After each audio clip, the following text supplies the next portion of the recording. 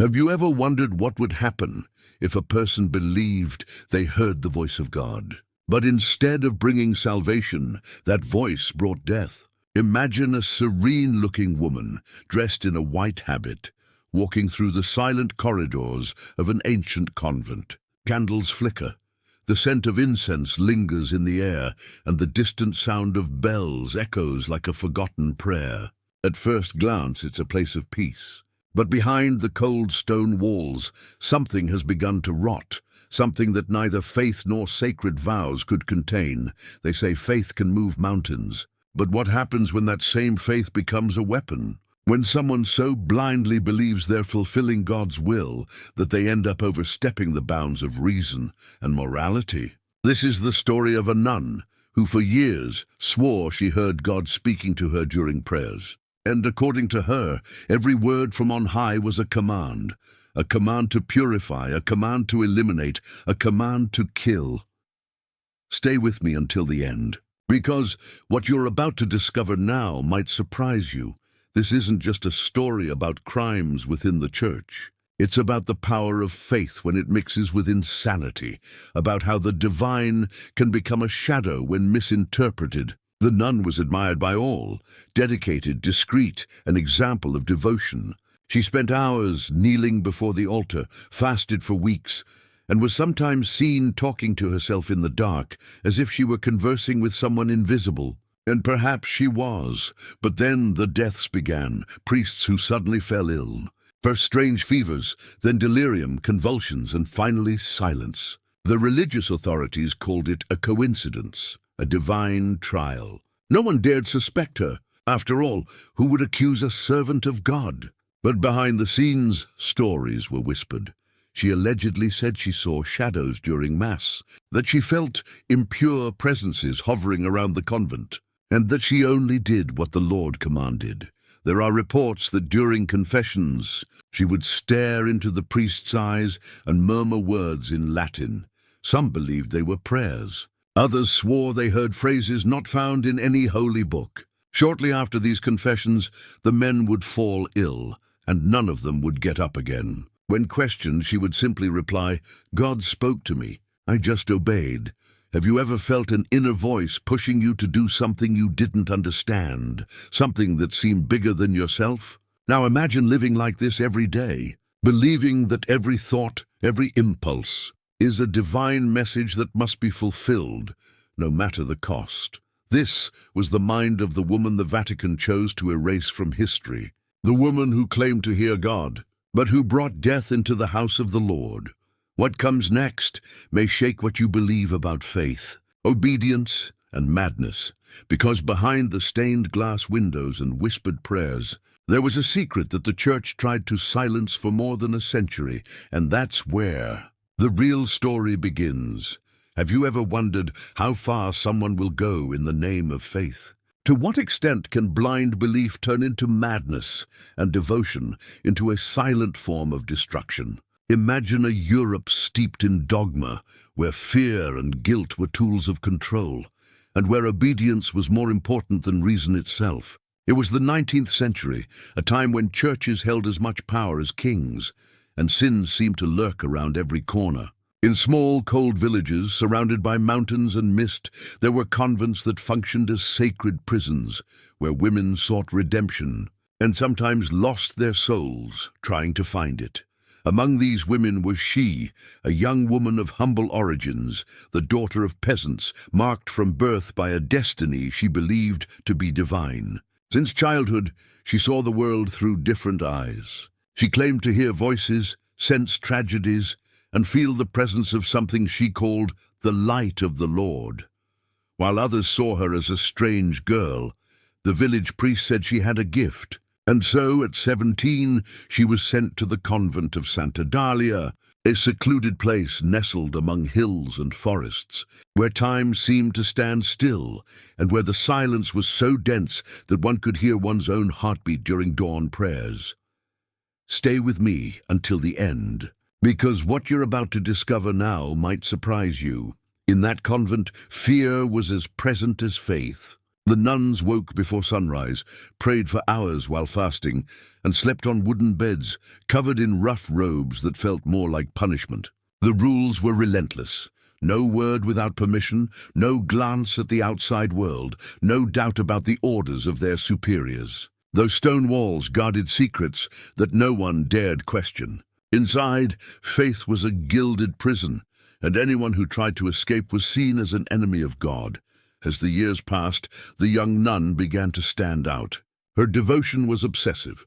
She spent nights kneeling on the cold floor of the chapel, praying until her knees bled. She claimed to hear the voice of the Lord asking for more sacrifices, more silence, more purity. Some sisters began to avoid her, frightened by her fixed gaze and the way she talked to herself, as if conversing with someone invisible. Others, however, believed fervently in her sanctity and treated her as a divine messenger. The convent, once united by prayer, became divided between fear and faith. Have you ever felt like you were being called by something you couldn't explain? Something that felt right but at the same time terribly wrong? That's how she began to change. The voices that had once seemed calm became imperative. With each passing day, the messages she claimed to receive became harsher, more violent. She began to assert that God was saddened by the church's corruption, that the priests had strayed from the truth, and that it was her mission to bring them back to the path of light, no matter the cost. Those words, which sounded like delirium, began to gain traction among some of the more impressionable nuns. And little by little, the convent sank into a suffocating atmosphere where the divine and the profane mingled in nocturnal whispers. Back then, no one dared question a sign of faith. Any extreme attitude could be seen as holiness, and it was this spiritual blindness that paved the way for what would come next, one of the darkest episodes in European religious history. Because inside the convent of Santa Dalia, under the weight of faith and fear, a tragedy was slowly being born, and it was just the beginning. Do you believe that evil can hide behind a serene face? That someone clothed in purity can actually carry within them the abyss itself? Imagine an ancient convent, lost amid the cold hills of Europe, where the sound of bells mingles with the whisper of the wind and the aroma of incense burning in the chapels. Inside, silence is the rule, obedience is law, and fear, though unspoken, is in everyone's eyes. It was in this seemingly sacred place that faith began to rot. And what came next? No one has ever forgotten. It all began subtly, almost imperceptibly. A priest, known for his kindness and unwavering faith, began to feel ill shortly after hearing the confession of that mysterious nun. It was said she frequently sought him out, claiming that God was sending him urgent messages, ones he needed to hear and receive. But days later the priest was found lifeless, his face contorted and his hands clasped, as if he had died praying. Doctors at the time called it a sudden illness. The church silently called it a trial. But she said it was divine will.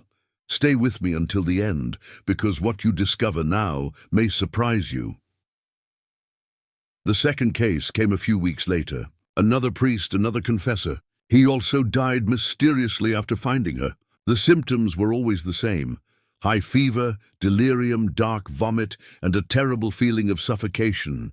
The nuns began whispering in the hallways, saying it couldn't be a coincidence. Some claimed to have seen the nun walking alone at night through the courtyards, whispering words in Latin while holding a small glass vial in her hands. Others swore they heard voices coming from her cell, voices that weren't hers. Have you ever felt that feeling that something is wrong, but no one wants to admit it? As if everyone knows something terrible is happening, but the fear of speaking out is greater than the desire to know the truth. That's exactly how the Santa Dalia convent fell into a sickening silence. Every meal, every prayer, every step through the corridors was watched by suspicious eyes. No one spoke openly, but everyone knew. Something evil lurked there. The superiors tried to maintain control, claiming the deaths were the result of divine punishment, of hidden sins among the priests. But there was something different, something the church's rules couldn't explain.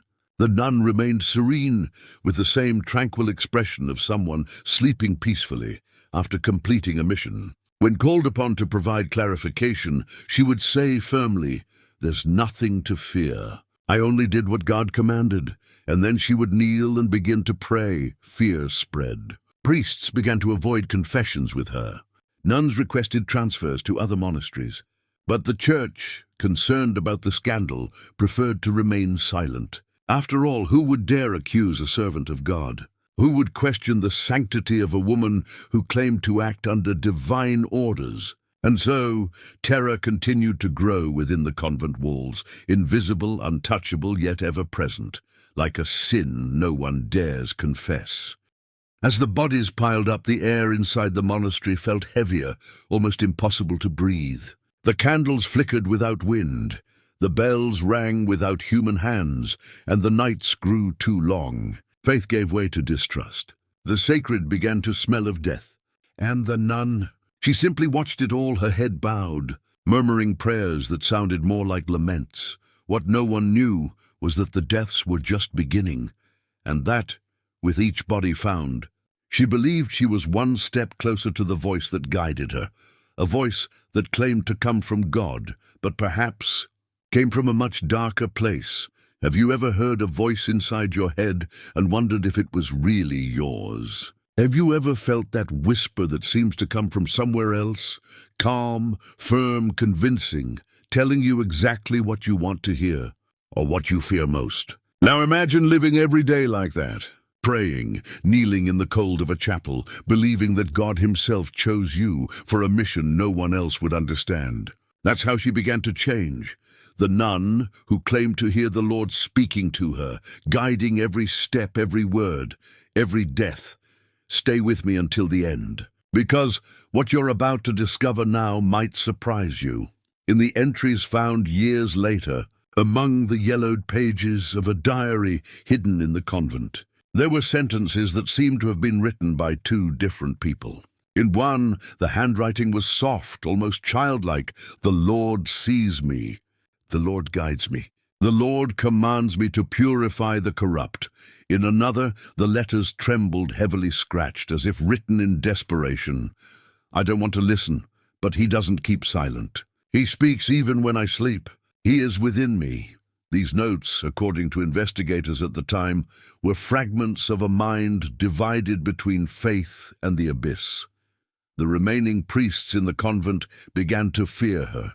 They said that during prayers she would fall into a trance, muttering in languages no one recognized. Some nuns swore they saw her eyes roll back in their heads, her body contort, and the air grow heavy, as if her very presence altered the atmosphere. Others, however, believed she was a saint, a chosen one being tested by spiritual forces. The convent of Santa Dalia, once a haven of peace, had become an invisible battleground between faith and madness.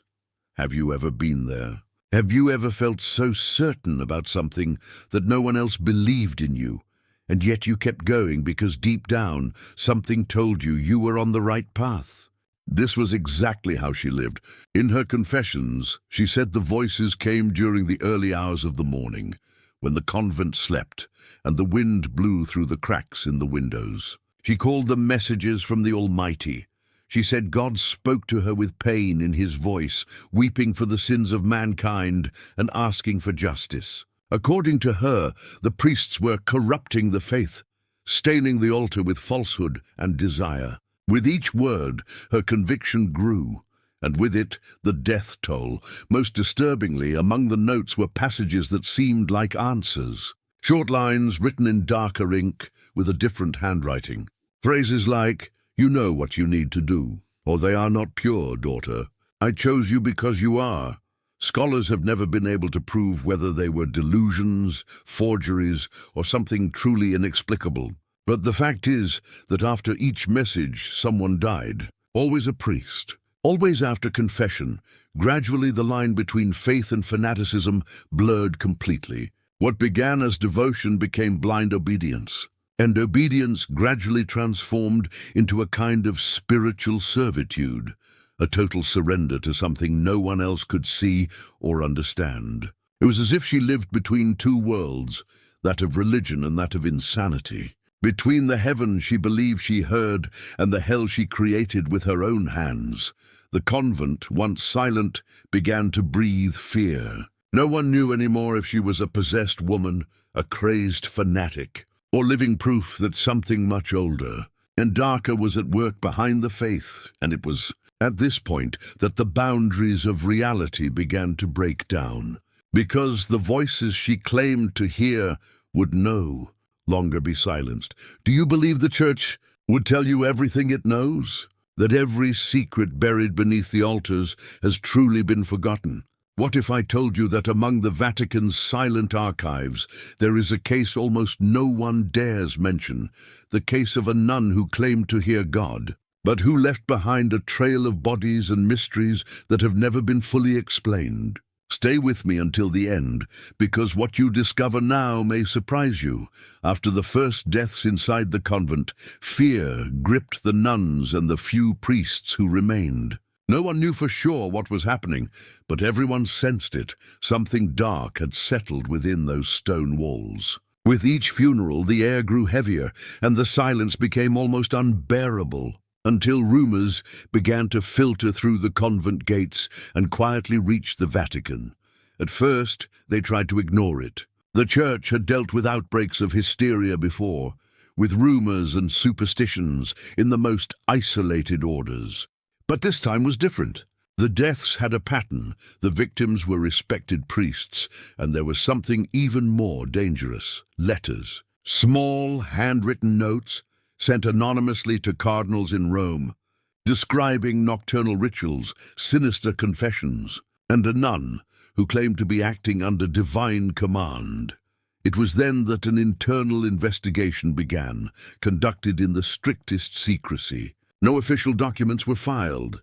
Not a word about the case was made public. An inquisitive priest was sent to the convent with direct orders to uncover the truth without tarnishing the name of the Church. He arrived as a visitor, pretending to be just another confessor, but within weeks he knew something terrible was happening there. The nuns avoided him, their eyes were suspicious, and the nun's name, now known in whispers, was treated with both fear and reverence. Have you ever been there? Have you ever felt like you're about to discover something no one wants you to know? That's exactly what the investigator felt when he found the first notebook hidden under the chapel floor. The pages were covered in confusing phrases, half prayer, half raving. There were drawings of strange symbols, mentions of sacred voices, and the repetition of a disturbing phrase: blood purifies. Days later, the priest requested permission to exhume one of the bodies, that of one of the dead priests. And what he found shocked even the most skeptical. The body showed signs of poisoning, and beneath the cassock a wooden crucifix had been pressed so hard against the chest that it had left a permanent mark on the skin. This was no accident nor divine punishment. It was murder, but the scandal had to be contained. The Vatican knew that if the case came to light, it would shake the foundations of faith throughout Europe. So the secret interrogations began. Nuns were called one by one to confess what they knew. Some wept, others remained completely silent. But one of them, a young novice, spoke. She said she heard screams during the night coming from the nun's cell, that she saw lights on when everyone was asleep, and that sometimes she seemed to hear male voices whispering inverted prayers. The investigator recorded everything. But before he could send his report to Rome, he disappeared. No letter was delivered. No body was found. Officially, he returned to Italy. But inside the convent, it was said that the nun prayed for him the next morning, with a slight smile on her face. It was from that moment that the Vatican made its decision.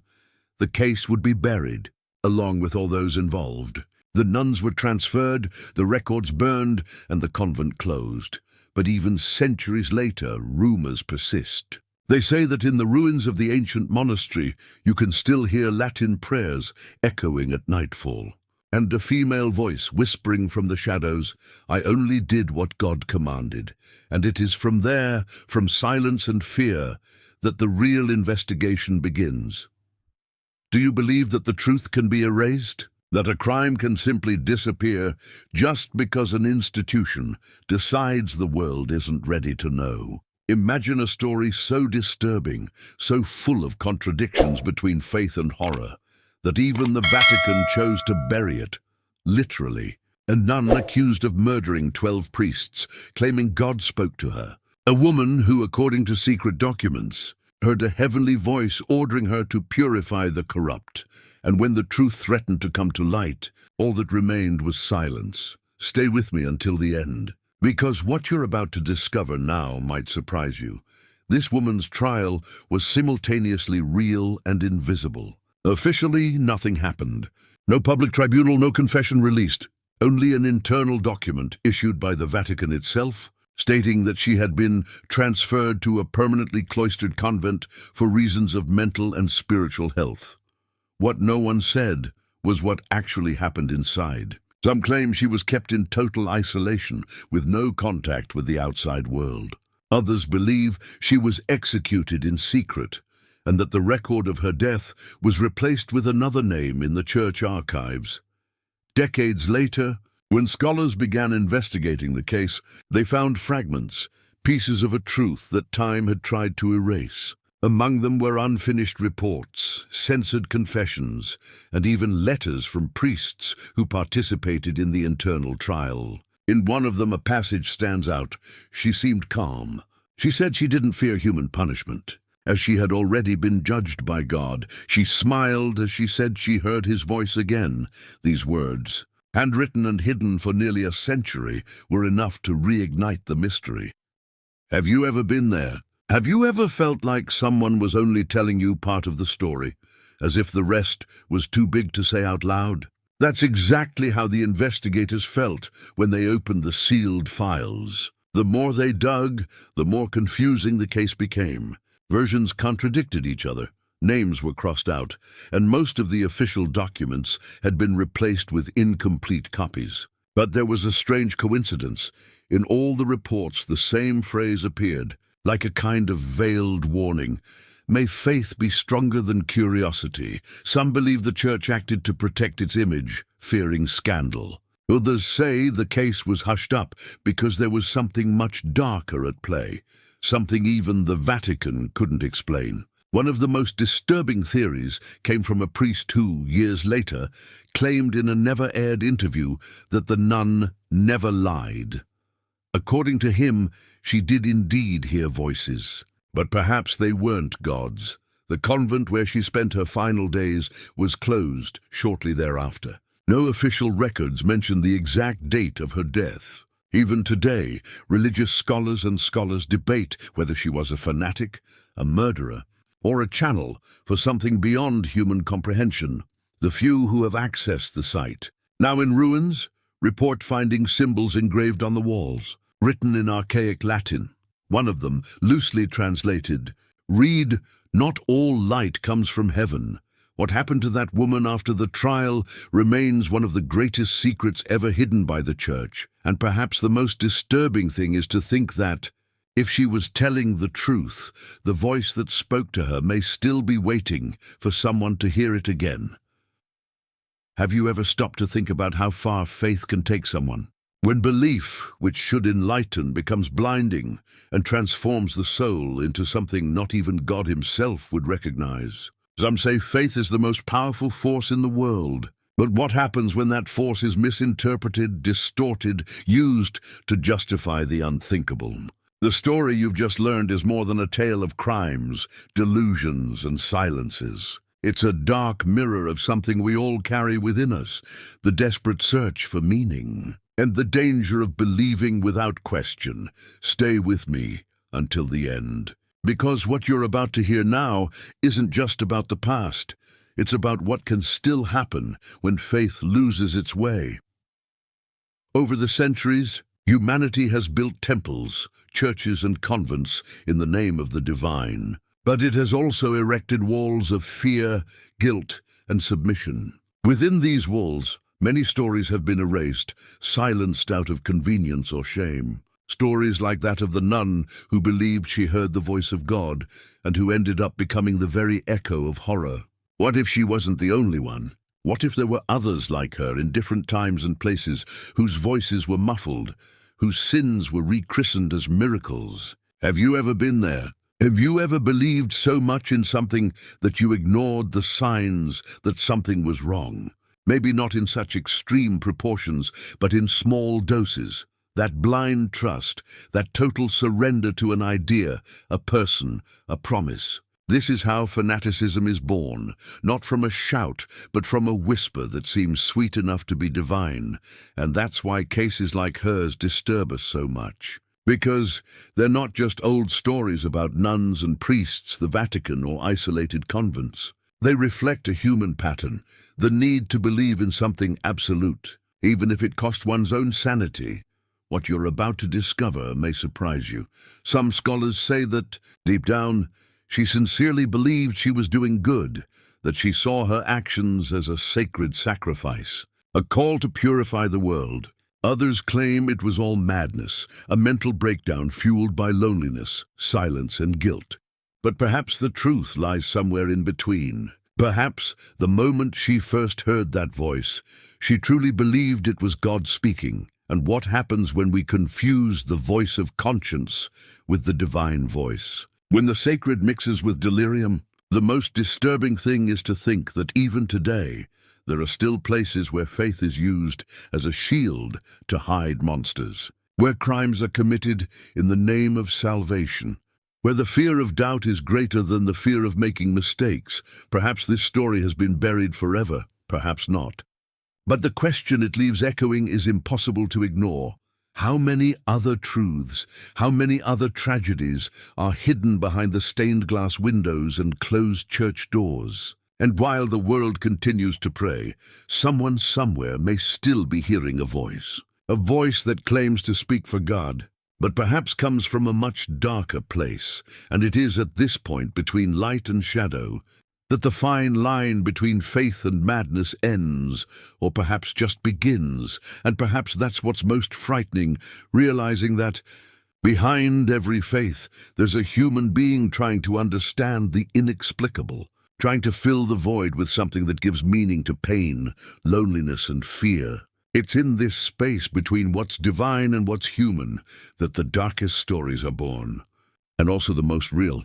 Because in the end, it's not about religion. It's about the fragility of belief, about the danger of completely surrendering your heart without first opening your eyes. If this topic resonates with you, if it somehow made you think about the line between faith and fanaticism, leave a comment below with what resonated most with you about this story. I'd really like to hear your thoughts, because every opinion, every reflection you share helps us understand a little more about how fear and belief go hand in hand. Your comment isn't just a response, it's part of this conversation, this quest to understand what lies hidden in the shadows of the human soul. And if this kind of story sparks the same curiosity that drives us to continue investigating the unexplained, please leave a like now. It seems simple, but it's what makes the channel grow, what allows these narratives to reach more people who are also interested in mysteries, true crimes, and secrets that time has tried to erase. When you like something, the algorithm understands that this content matters, and that's how we continue to reveal what many prefer to hide. And of course, if you're new here, subscribe to the channel. That way, you won't miss any future stories, because there are still many cases like this. Nuns, priests, cults, disappearances, all connected by that same invisible thread between faith and darkness. Your subscription is what keeps this community alive, seeking more than answers. It seeks to understand why questions exist that should never be forgotten. So comment, like, subscribe, and stay with me, because what follows will delve even deeper into the shadows of human devotion. And perhaps, for the first time, you'll realize that the real danger has never been outside the church, but within those who believe too much. Have you ever wondered what happens when someone's faith stops being a refuge and becomes a prison? When what was supposed to heal begins to destroy, and what seemed divine begins to reek of sin? There are stories that seem born to be hidden, and this is one of them. A case that time tried to erase, that the church denied, that few dared to record. A story that tells of a woman, a nun, who claimed to hear the voice of God, but who bore the mark of death. It all began in a European convent in the late 19th century. The wind cut through the stained glass windows, the candles flickered before the altars, and the sound of bells was the only living thing in that place forgotten by the world. Inside, between the cold stone walls, silence reigned, a silence that seemed sacred until it became eerie. It was there that a woman named Sister Agnes began to claim she heard God himself whispering in her prayers. At first, no one doubted her. She was known for her devotion, discipline, and unwavering faith. She spent hours kneeling, praying without rest, until the other nuns began to notice something strange. She was talking to herself, as if answering to someone invisible. Can you imagine that? Being in a place where the loudest sound is your own breathing, and yet hearing a voice that comes from nowhere.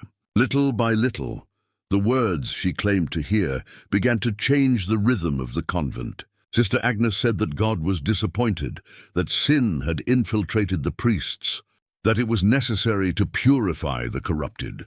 What sounded like delirium began to take shape when the priests responsible for her confessions began to fall ill. One by one, inexplicably, and the most frightening thing is that she didn't hide. She looked at the crucifix and said, with disturbing serenity, "I only did what he commanded." This phrase, recorded by witnesses in notes that the Vatican tried to silence, echoed through the corridors like a sentence. It was the kind of statement that destroyed the balance between faith and reason. No one knew whether they were facing a saint or a murderer. The convent, which had once breathed peace, became gripped by fear and distrust. The nuns avoided crossing paths with Agnes in the refectory. Some prayed more than ever, while others requested a transfer. The priests began recording the events in confidential reports sent directly to Rome, but responses were slow, and the death toll rose. Soon, the place that should have been a spiritual refuge became the setting for something resembling a sacred nightmare. Now I want to delve even deeper into this subject, because behind all this tragedy, there's something greater than the simple idea of crime. There's a bitter lesson about the power of belief when it turns into obsession. The human mind, when guided by unshakable convictions, can cross dangerous boundaries, especially when these convictions come disguised as divine revelation. This is where the real conflict arises. How far does faith extend, and where does fanaticism begin? Sister Agnes believed she was doing the right thing. She believed she was a messenger, a chosen one. And that's precisely what makes this story so chilling. She didn't kill out of hatred, but out of obedience. She believed every act was a gesture of devotion, a total surrender to the voice she called God. There are records that show how she described the messages she heard: soft, almost calm voices, asking for sacrifices to restore the purity of the church. The problem is that for her, sacrifice wasn't just symbolic, it was literal.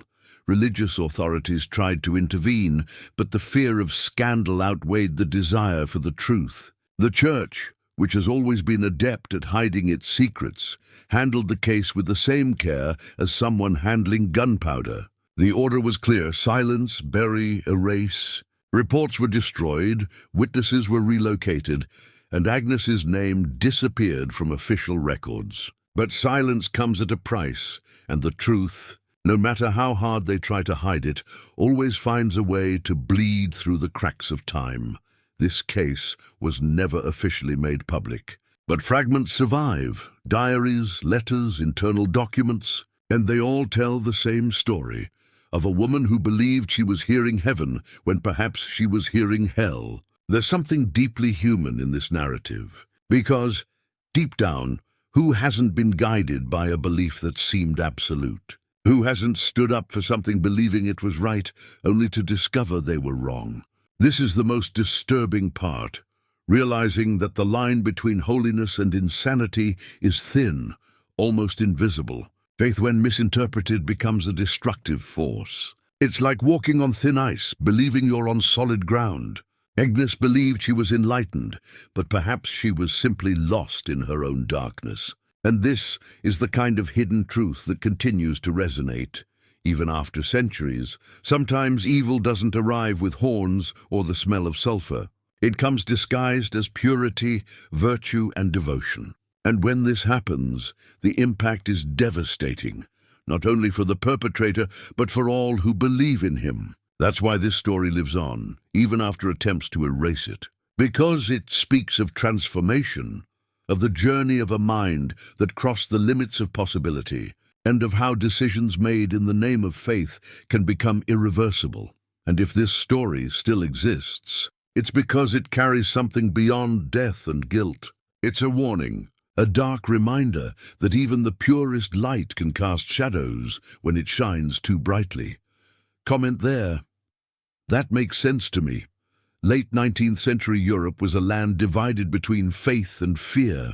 Cities breathed smoke and sin, but in isolated villages, where the church bell was the only sound breaking the silence, religion still ruled more than kings. There the priest's word held more weight than the law, and sin was as real a threat as death. It was a time of rigidity, obedience, and silence. Inside the convents, the world moved slowly, as if time had been forgotten behind the cold, damp stone walls. The nuns lived cloistered lives, dedicated to prayer and service, believing that suffering purified the soul. But it is precisely where there is most silence that the sound of delirium echoes most strongly. It was into this landscape of absolute faith that Elena Varga was born, the daughter of Hungarian peasants, raised in poverty and hard labor. From childhood she was different. While other girls ran through the fields, Elena spent hours alone, gazing at the sky, murmuring prayers no one had taught her. She claimed to hear God's voice in the wind, the trees, the thunder. Her mother believed it was a sign of holiness, but her father saw only madness. When she turned 16, she was taken to the Convent of Santa Dalia, an ancient monastery nestled among hills, where the mist mingled with the smoke of candles. There she would be shaped or destroyed by the weight of faith. The routine at the convent was strict: waking before sunrise, praying on an empty stomach, sewing, cleaning, and praying again. All was silence and obedience. Not a word was spoken without permission. Not a single glance of curiosity. Not a single doubt before the superior. Faith was absolute and penance an act of love. But Elena seemed to have a devotion that surpassed human limits. She would spend hours kneeling before the altar without moving, even when the cold made her body shiver. At night, while the others slept, she remained awake, praying alone in the dark. The other nuns began to notice that she sometimes murmured in another language. Now I want to delve even deeper into this subject, because Elena's story is not just about a woman isolated by religion, but about how the mind can transform when fueled only by faith and guilt. That convent was not a place of peace. It was a cauldron of repression, obedience, and fear. Sin was everywhere, in an impure thought, in a look, in a word spoken out of turn. And within this suffocating system, Elena believed she was the chosen one. Her mindset began to change. What was once prayer became communication. What was once faith became mission. The first signs of imbalance were subtle. She said the air in the chapel grew heavier when she prayed, that God's voice asked her for more sacrifices. He began fasting for weeks until he fainted during Mass. The superior interpreted this as spiritual purity, a total surrender. But the younger nuns, frightened, saw something else in her eyes, something dark, a mixture of ecstasy and torment. Elena's devotion left the convent uneasy. It was as if something invisible had settled there. Among the candles and the prayers, a presence no one could name. As the years passed, she became more distant, more rigid, more surrendered to what she called the divine voice. She said the world was contaminated, that priests had lost their purity, and that the church had strayed from the true light. In her prayer notebooks, later found hidden under the floorboards, were phrases written in irregular handwriting. "The Lord speaks to me. He asks for justice. He has chosen me. The problem is that justice in the hands of a fanatic can turn into anything, even death. The days inside the convent were cold and repetitive, but the nights began to change. Some nuns reported hearing footsteps in the hallways after midnight. Others claimed to smell burning incense when no one had lit the candles. And almost all claimed to have heard Elena praying aloud, words that sounded ancient, strong, almost painful. The walls, once filled with chants and prayers, now held echoes of murmurs that no one dared comment on. Faith, when mixed with fear, creates a kind of power that cannot be controlled. The convent lived under the weight of this atmosphere, and little by little, Elena's figure went from inspiration to threat. It was impossible to know if she was enlightened or cursed. When they looked at her, the nuns felt a mixture of compassion and repulsion. And most disturbingly, amidst that suffocating atmosphere, she seemed at peace. Elena's story portrays a time when the human mind was shaped by dogma, when obedience trumped reason. The fear of hell was the most powerful tool of control, and any unusual behavior was quickly interpreted as a divine or demonic sign.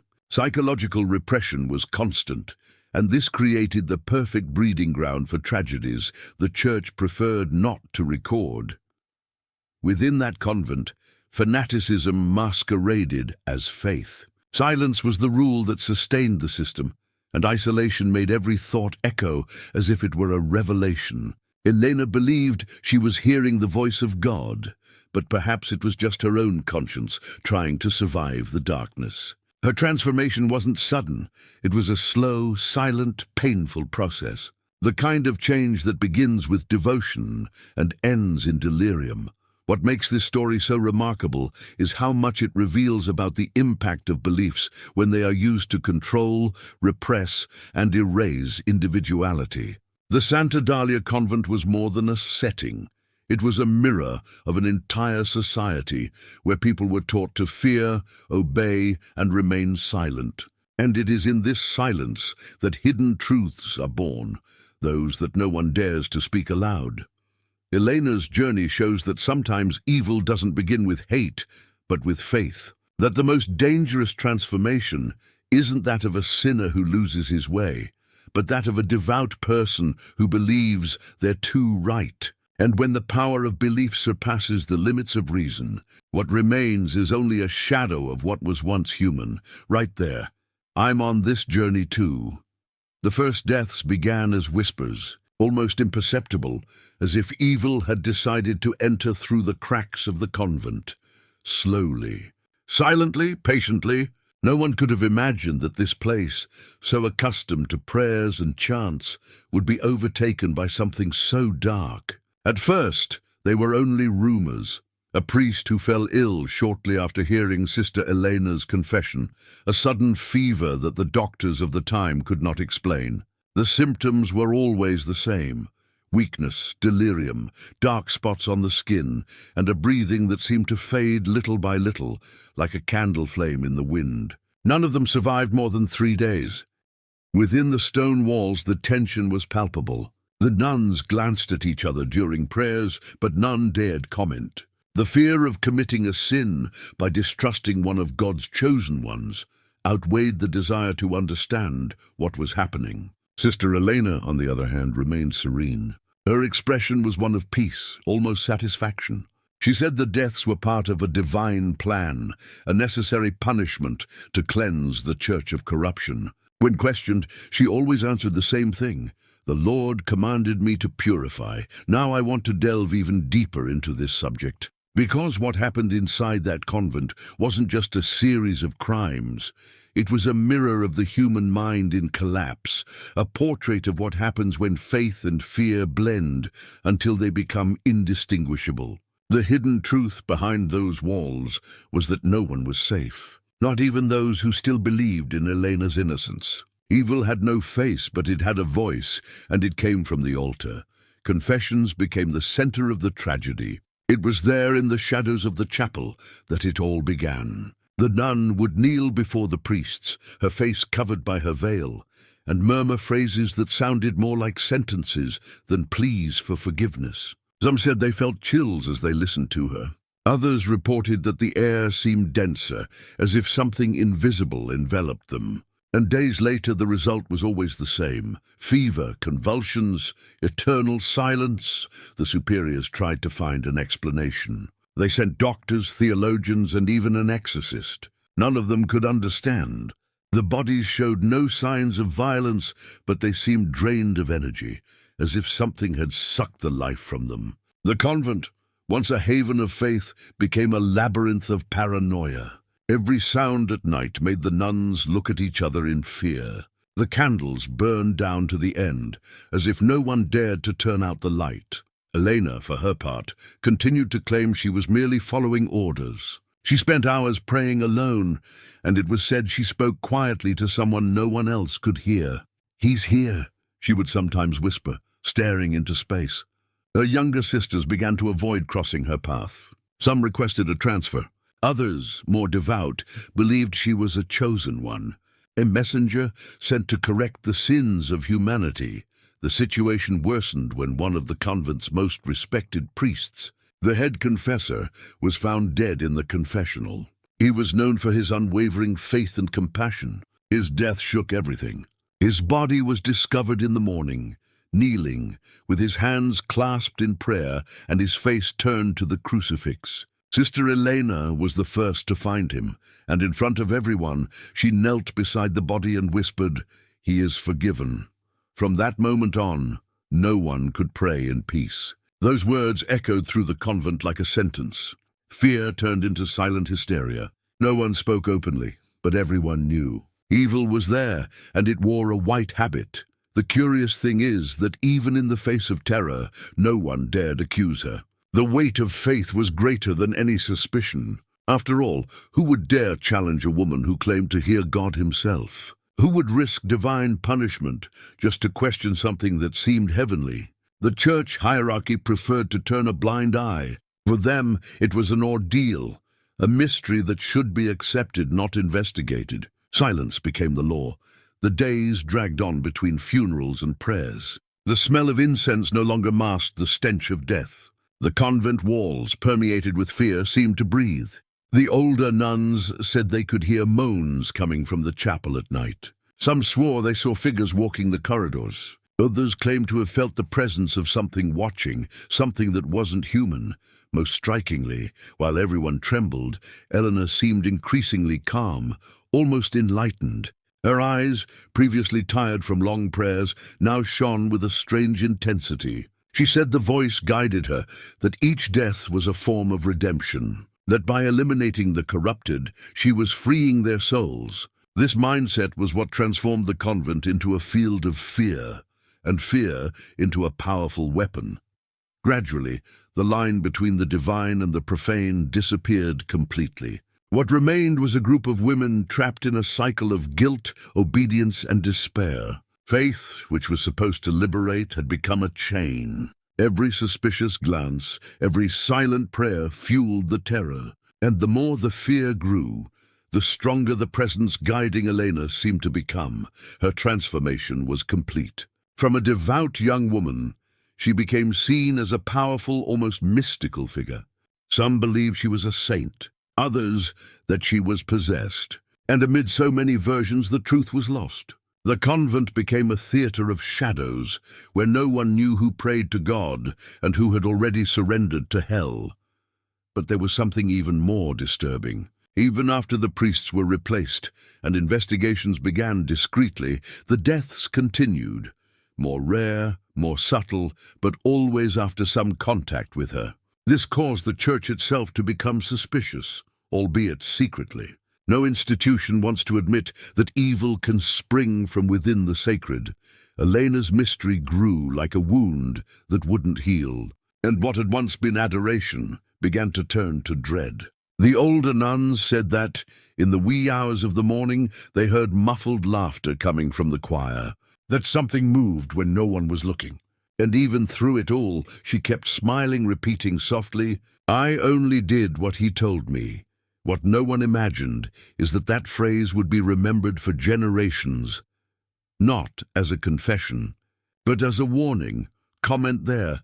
That makes sense to me. The voices began as whispers, thin as the sound of wind blowing against the convent's stained glass windows. At first, Sister Elena believed it was simply her tired mind, a consequence of the long hours of prayer and fasting she observed with almost obsessive devotion. But over time, those voices became clearer.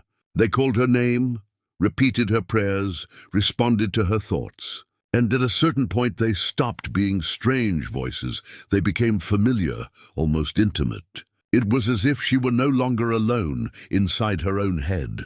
Notes found years later reveal a disturbing pattern. On one page, written hastily and with shaky strokes, she wrote, "The Lord spoke to me. He said the church has been stained by the pride of men, that they preach in his name but live in sin. I must purify them."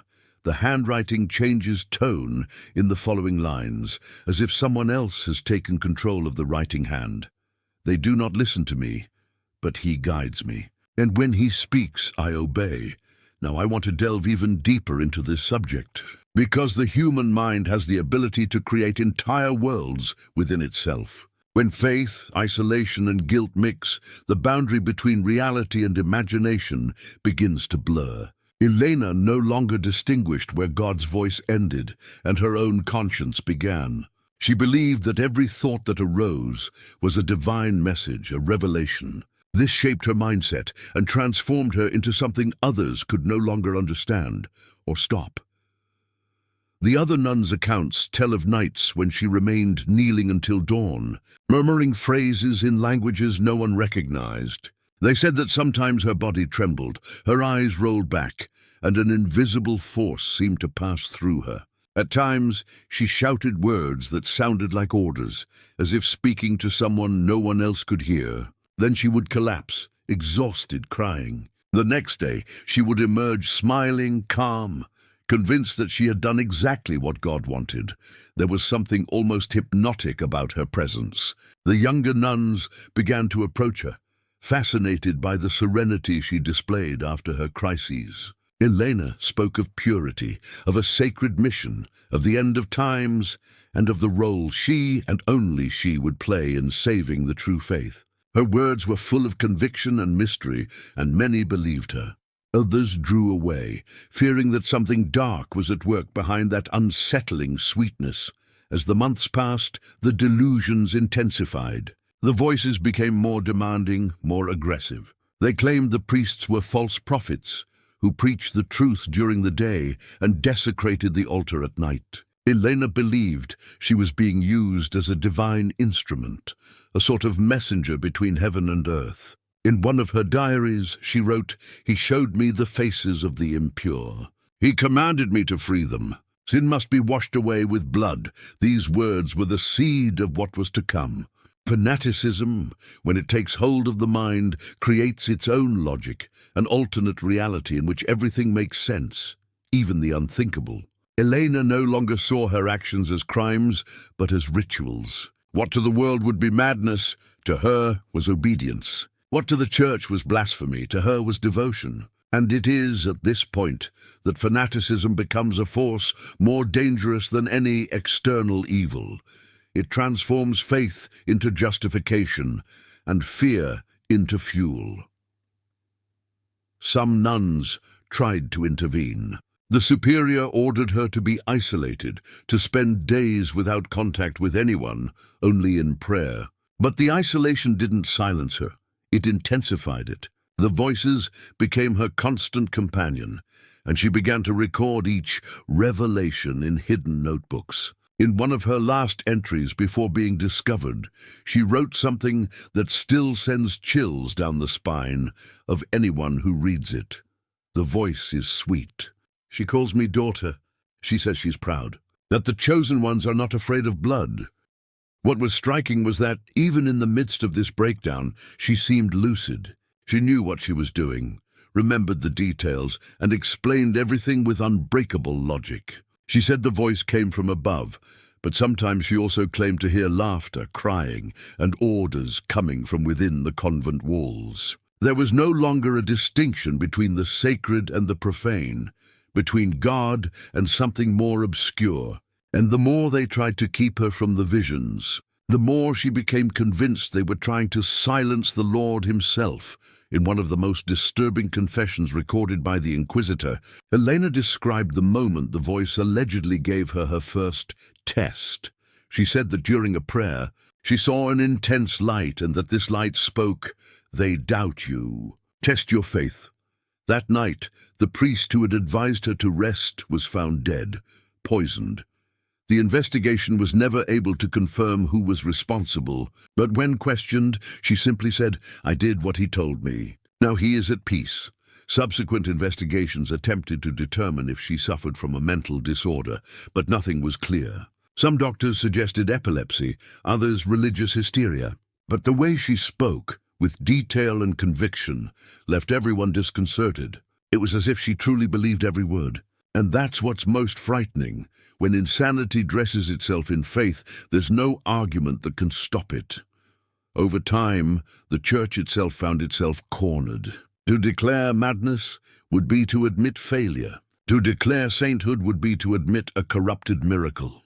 The solution was silence. Elena was isolated again, but this time far from everyone, in a remote convent. There, the voices never stopped. And the few letters she managed to send during this period reveal a mind completely consumed by delirium. In one of them she wrote, "They think they have silenced me, but he still speaks. He always speaks. No one knows exactly when she died. Some say it was of natural causes. Others claim she took her own life during one of her visions. Her body was never officially identified. What remains are her notes, her confessions, and the question that lingers to this day. What if the voices she heard weren't the product of madness? What if, somehow, she really had heard something the world was never meant to hear? The hidden truth behind Elena's story is that it reveals the fragile boundary between faith and insanity, between devotion and destruction. It shows how the human mind can be shaped by beliefs and trauma until it can no longer be restored. Perhaps she was a victim of possession. Perhaps she was a victim of faith itself. Or perhaps the two became intertwined until they became inseparable. Comment there. That makes sense to me.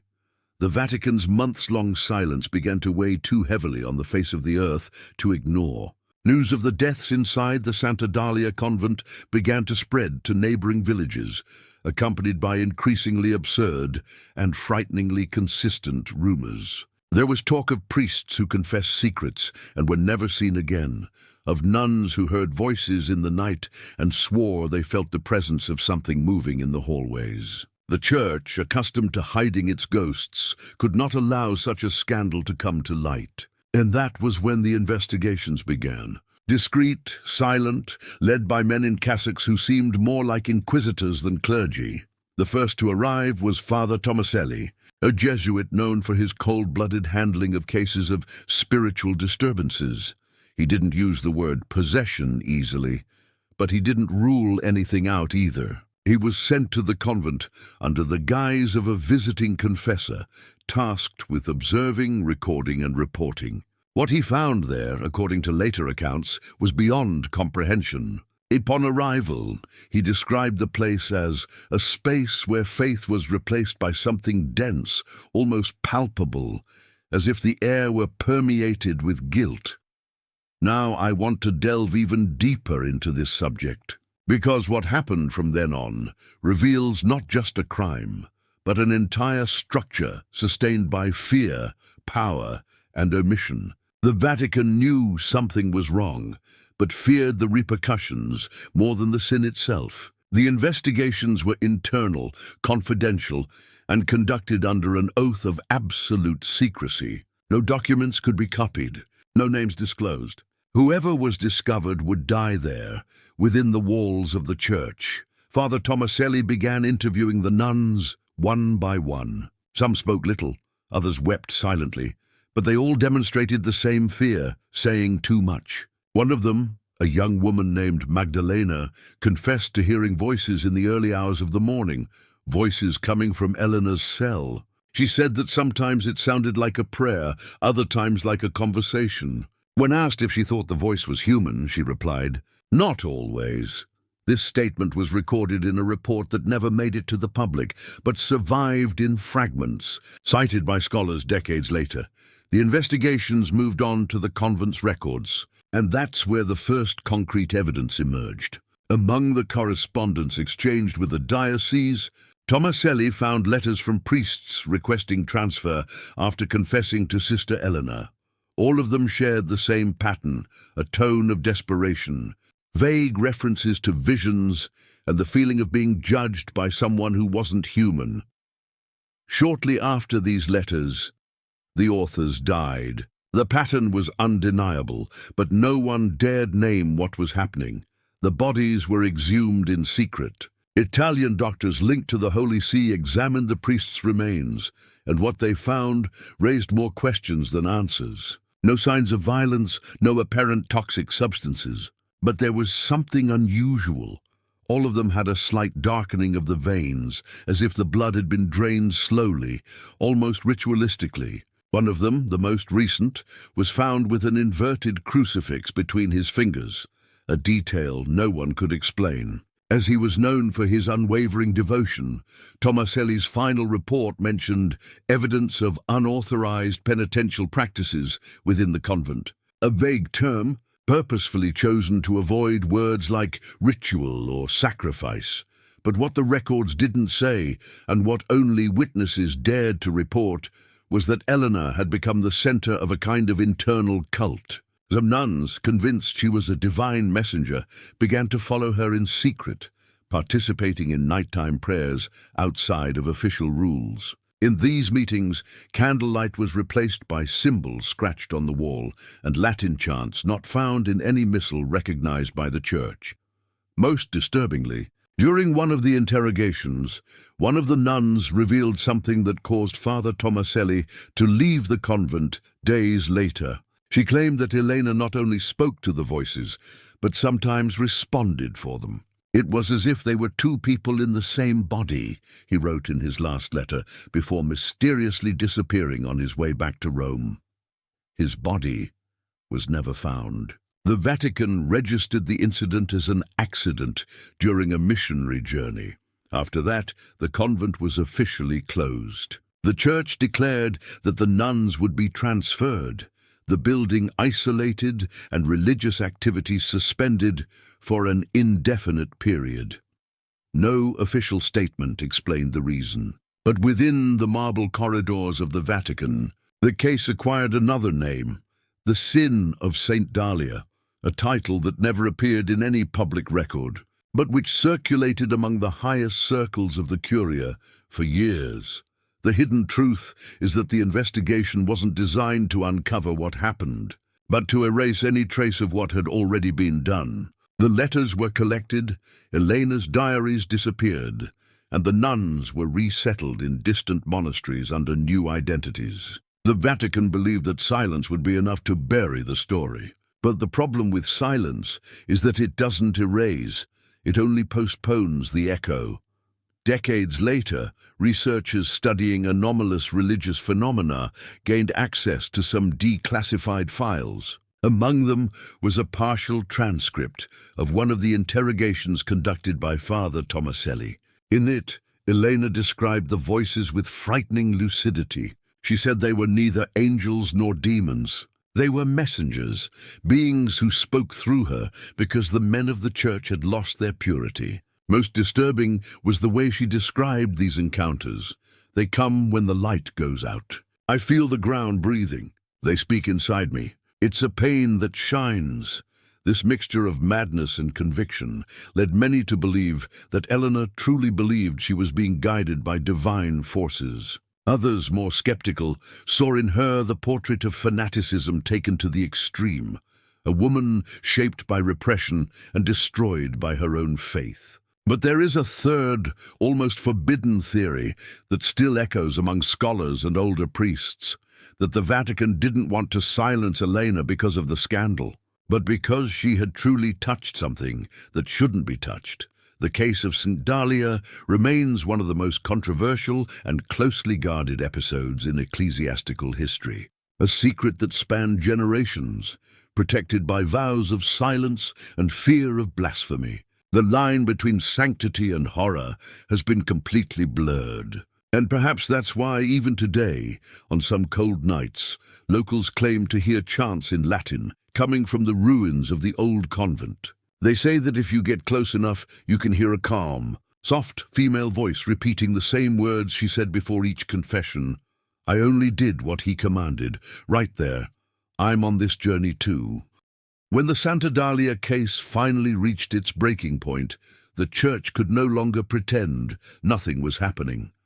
The deaths, the letters, the disappearances, everything formed a trail that became impossible to erase, even for an institution accustomed to burying its secrets. Sister Elena was taken under guard on a cloudy morning, her hands bound by a rosary.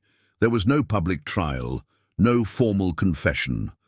The Vatican decided the case would be handled internally as a spiritual matter, and she was sent to a remote convent on the outskirts of Trieste, a place where the wind howls through the pines and masses are said only for silence. The official report said she suffered from mystical delusions, but those who saw her leave said she didn't appear ill. There was a calmness on her face, a serenity that was more frightening than any outburst. When asked if she understood the accusations, she simply replied, "I did what he told me." It was the last time anyone heard her speak in public. After that, her name disappeared from the records. No photos, no documents, nothing. It was as if Sister Eleanor had never existed. Now I want to delve even deeper into this subject, because what happened next is what makes this story even more disturbing. Decades passed, and the convent where she was allegedly confined was closed, its windows sealed with wooden nails. The church declared that the place had been decommissioned for structural safety reasons. But local residents tell a different story. They say that even after the closure, the convent bell would ring alone in the early hours of the morning, that dim lights would appear through the cracks in the windows, and that those who approached could hear a female voice singing psalms in Latin, always the same, repeated until dawn. In the 1980s, a group of historians affiliated with an Italian university gained access to parts of the Vatican archives, which had been released under restricted conditions. Among the documents, they found unfinished reports, letters, and a fragmented diary attributed to Sister Eleanor. The material was described as disturbing. In one of the entries, she writes, "Time doesn't exist here. They think they've trapped me." But he keeps talking. He says the world is still impure and that no bars can stop the divine will. These words rekindled interest in the case, but also increased discomfort within the church, which immediately ordered that all documents be collected again. What researchers discovered, and what leaked years later, is that between the diary's pages there were hand-drawn symbols, similar to ancient inscriptions used in pagan rituals, and alongside them, phrases that mixed Latin and a language no one could identify. Most unsettling was the feeling that those words had not been written by her alone. The handwriting varied, the tone changed. In certain passages there seemed to be a dialogue, questions and answers. One fragment read, "They call me crazy, but crazy are those who hide from the truth. I have seen what is behind the veil, and he is not who they say he is." This passage was enough to fuel one of the most controversial theories, that Elena could have been the victim of a phenomenon of spiritual manipulation, something between possession and channeling. The Vatican has never confirmed this hypothesis. In fact, it has denied any supernatural involvement. But experts who have studied the case claim there is evidence that she truly believed she heard an entity that presented itself as God, but demanded blind obedience, sacrifices, and silence. This idea shakes the very notion of faith, because it forces us to confront an uncomfortable question. What if, behind what we call enlightenment, there is something darker? The behind-the-scenes details of the internal trial have never been revealed. All we know is that it was conducted by 3 cardinals and 2 doctors. None of them left public testimony, but one of them, years later, wrote in a private note that was found after his death. I listened to her. She knew things no one could know. And when she began to pray, the air seemed to stop. This note was found folded inside a Bible, marked precisely at the book of Exodus. The coincidence for some was too symbolic to ignore. The Church's imposed silence didn't stop rumors from spreading. Some say the convent where she was confined still exists, but under a different name, converted into a retreat house. Others believe she was secretly transferred to another country where she lived under a false identity until her death. Most mysteriously, there's no burial record, nor an official date of death. Just a gap, a blank span of years, as if time had decided to erase her existence. In the 2000s, a Spanish researcher specializing in religious phenomena claimed to have found, in a private collection, an old recording attributed to the Trieste convent. The low-quality tape contains noises and a female voice reciting prayers in a low tone. At the 7th minute, there is a pause, and then another voice, deep and distant, responds. No one has been able to identify the source of the sound. The researcher disappeared shortly after announcing that he would publish his findings. These coincidences, or perhaps consequences, fuel the question that has never been answered. Who or what was speaking to Elena? Was it simply her mind, fragmented by guilt and repression, or was there truly something there, something using her faith as a tool? The impact of this question is devastating because it exposes how vulnerable human beings are when they blindly believe in something greater. Elena's journey portrays the danger of surrendering without question, the fine line between holiness and insanity. And perhaps that's why the Church chose silence, because the truth in this case is more dangerous than lies. To admit that a nun could have been an instrument of something that presented itself as divine, but demanded death in the name of purity, would be to acknowledge that even the sacred can be corrupted. That faith, when blind, can become a weapon. Even today, scholars try to understand what really happened. None have reached a conclusion. And, curiously, many report feeling something strange while studying the case, a sense of presence, as if someone were watching. Some have abandoned their research. Others claim to have heard whispers while reading the original diaries. Coincidence or suggestion, no one knows. But the fear that Eleanor's name evokes is still real.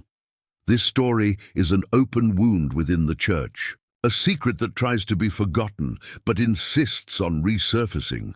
And perhaps the question that most torments those familiar with the case is precisely the one that echoes among scholars to this day. Did Sister Elena truly believe she was hearing God? Or was another voice, much older, much more obscure, speaking through her? Comment there. That makes sense to me. Sister Elena's story is more than just an ancient tale hidden in the Vatican archives. It's an uncomfortable mirror of what happens when faith surpasses the limits of human understanding. Because deep down, what destroyed Elena wasn't evil itself, but her total surrender to what she believed to be good. She believed she was obeying a divine force, while in reality, she was lost within her own darkness.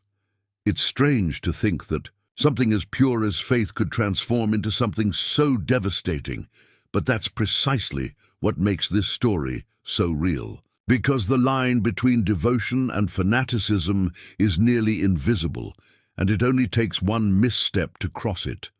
Faith has power. It can heal, inspire, move mountains, but it can also blind.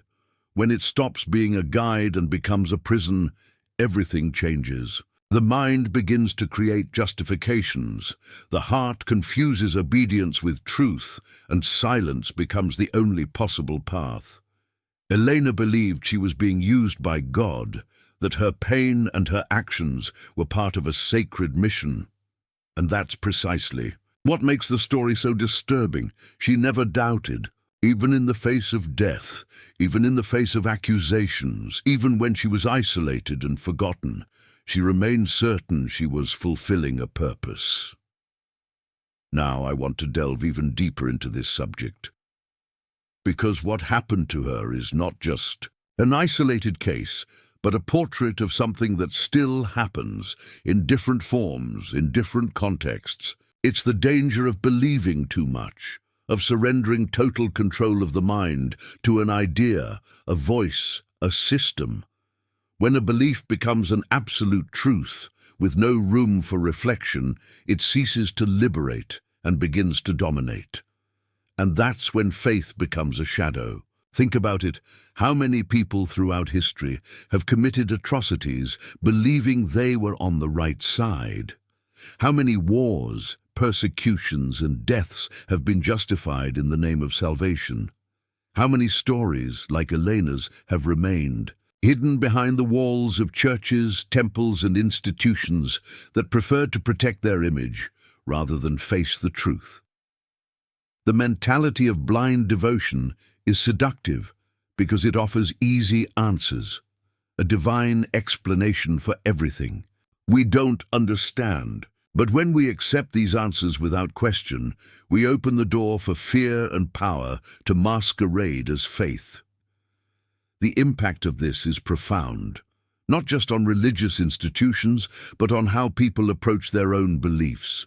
When you believe you're acting on a higher truth, it's easy to ignore the pain you cause others. This is what Elena experienced, a slow and dangerous transformation, where the divine and the human blended until there was no distinction. She stopped seeing others as people and began to see them as instruments of sin, something to be purified. And this is the darkest point of her entire journey. But there's something even more disturbing about this story: silence. The silence of the church, the silence of the nuns, the silence of those who saw and chose to forget.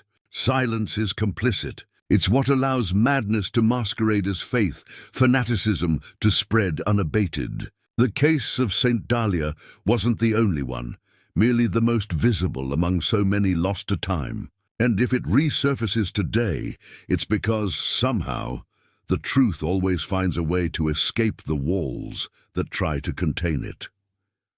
Behind the scenes of history, there's always more than meets the eye. And what makes this case so striking is precisely the contrast between light and darkness. Elena believed she was enlightened, when in fact it was her own shadow that guided her. This makes us reflect on our own decisions, on how often we confuse conviction with wisdom, faith with obedience, and purity with fear. Because the truth is, no one is immune to this. The human mind is fragile when it's desperate for meaning. There's a curious detail that few mention. In the last pages of Elena's diary, before she disappeared, she wrote a single sentence, unlike any before. Blind faith is just another name for the abyss. These words were scratched in dark ink as if she wanted to leave a warning, a reminder for those who came after. Perhaps, in that final moment, she realized what had truly happened. Perhaps she understood too late, and this is the most painful part to reflect on, how much fanaticism is built on sincere intentions. No one starts out believing they're wrong. No one wakes up one day and decides to plunge into madness. It's always a slow process, a journey made up of small concessions, justifications, and choices that seem right at the time. And when we finally realize where we've arrived, it's too late. The transformation is complete, and the line separating the divine from the profane disappears forever. This story, though ancient, speaks volumes about the present, about how humanity continues to seek answers in places that promise truth but deliver control, about how faith remains a force capable of uniting and destroying, depending on the hands that hold it. Sister Elena was just one of many victims of this power, and perhaps also a living reminder that believing is necessary, but understanding is essential. And if there's a hidden message behind all this, perhaps it's this: faith is a flame. But if you hold it too long, it doesn't light. It burns out. Comment there. That makes sense to me. If you've made it this far, it's because this kind of story touches you too. Perhaps because deep down you know that faith, fear, and doubt are part of the same path everyone travels at some point in life. And that's exactly why this channel exists, to tell what almost no one has the courage to say, to reveal what has been hidden behind the scenes of history. So, if this content resonated with you, if it made you reflect, or if it gave you that shiver that comes when truth and mystery intertwine, leave a like. It helps more than it seems, because it shows that it's worth continuing to bring these stories that time has tried to silence. And since you stayed until the end, comment below. I'm with you until the end, so I know you are part of that small group of people who like to go deep, to understand what is behind what is being told. And before you leave, there's a video here to complement this story. Another case shrouded in shadows and secrets that the church tried to erase. Click and stay with me there, because the next revelation might change the way you view faith.